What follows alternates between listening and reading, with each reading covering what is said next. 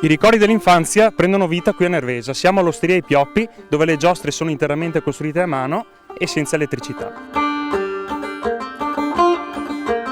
Ma mi viene distinto a me. Mi viene distinto di fare le cose.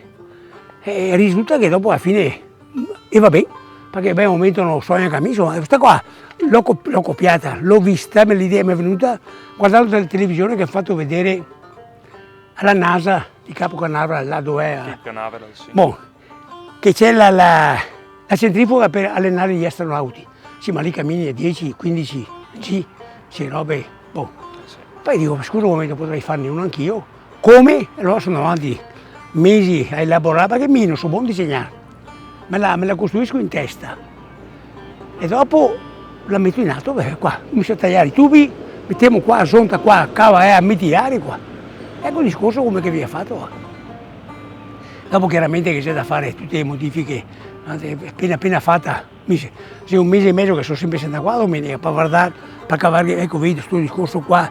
Siamo devo mettere che per avvivare un po' l'atmosfera dei campanacci sotto in modo che girando fa tin tin tin tin tin tin tin tin. Ecco, ma se abbiamo il problema del ritorno che mi incastra, che insomma abbiamo fatto un prototipo non va bene, perché io ormai sono arrivato quasi il capolinea. Dal 69? Sì, no, manca come età intendo, perché non ho più adesso la forza, vedi che se mi sento 5 minuti dopo passare mi vuole un argano, e allora non lo metto. A me non sembra. Non mi sembra. Sì, ragazzi, sì. Anche questa qua è una cosa particolare che andrebbe, sarei molto contento di farla funzionare perché ha una caratteristica sta qua. Perché il bello è che tu praticamente vieni sparato nel giro di 5-6 metri fai 50 all'ora. Cioè, ti capisci che 10 quintali di ferro, dico, di cemento, quando scendono, te la danno un bel impulso, no? Ecco il bello di questo gioco, sarà questo il discorso. Riescono meglio certe cose che magari capitano per caso. Cominciata perché mi ero inventato di mettersi una flasca qua all'inizio per riempire le mie ore di vuoto del lavoro, perché vendevo farine per fare il pane e gli lieviti, no? Il pomeriggio ero libero perché i fornai vanno a dormire e di conseguenza mi sono inventato di fare, noi non siamo di qua, siamo di Treviso, tuttora abitiamo a Treviso, al mattino vengo su e alla sera torno giù. E il pomeriggio ero libero, avevo voglia di, il solito discorso che ti spinge, la voglia di lavorare e di guadagnare. Dico alla moglie, sai, mi è venuta un'idea, dico cosa vuoi? Proviamo a vedere se per caso metti su una frasca magari. Che lei dice, proviamo, come si usa a dire, no? Ho trovato il posto, qui c'era un pioppetto, ecco perché il nome è I Pioppi. C'era solo un pioppetto e basta. Ma ho preso in affitto questo terreno e ho chiesto le varie cose, il comune mi hanno dato la licenza. Ristorante con cucina, no, osteria con cucina quarta categoria, cioè ultima, a me va benissimo così. E con quello siamo partiti, no? E poi dopo 2 o 3 anni, visto che il lavoro andava bene, ho comprato il primo pezzo di terreno. E allora il primo pezzo di terreno ho fatto l'altalena. Come è successo il discorso dell'altalena?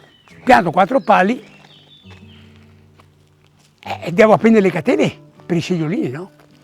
Chiedo qua in giro dove posso trovare un fabbro, mi dicono vai, ho trovato dice guarda che io non ho tempo per queste cose qua. Se tu sai saldare, lì hai la saldatrice, arrangiati.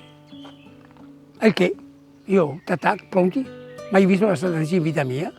Dopo un'ora ho fatto 2 ganci che erano per me i più belli del mondo, lì ho scoperto di saper fare. Lì è stata una lampadina che si è accesa, capisci? Questo è il discorso. E poi da lì è stato un effetto domino, no? Sì, esatto, un'esperienza, questo qua è il primo, il secondo, quegli anni là, nel 75, mi ricordo che venivano qua dalla distanza perché hanno detto che c'è uno scivolo grande da vedere qua. Che è quello lì? Che è quello d'acciaio, questo qua. Da sempre, da piccoli, avendo i genitori che lavorano qui, sono sempre stato sabato e domenica, non potendo stare a casa da solo da piccolo, venivo qui con i miei fratelli e passavamo il tempo, ecco. Invece da circa 8-9 anni che sono qui a fisso, insomma, che lavoriamo tutti insieme per riuscire a mandare avanti, ecco, tutto l'ambiente.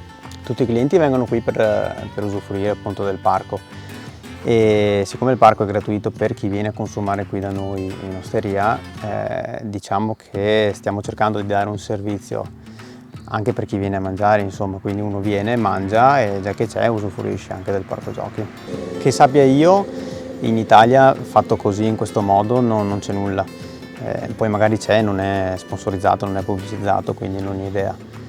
Però siccome vengono anche delle persone dall'estero, non solo troupe, giornalisti o televisioni che vengono a chiedere informazioni, ma anche proprio clienti, famiglie, eccetera, che chiedono quando riaprirà il parco, finisce la pandemia, allora vorrebbero venire di nuovo.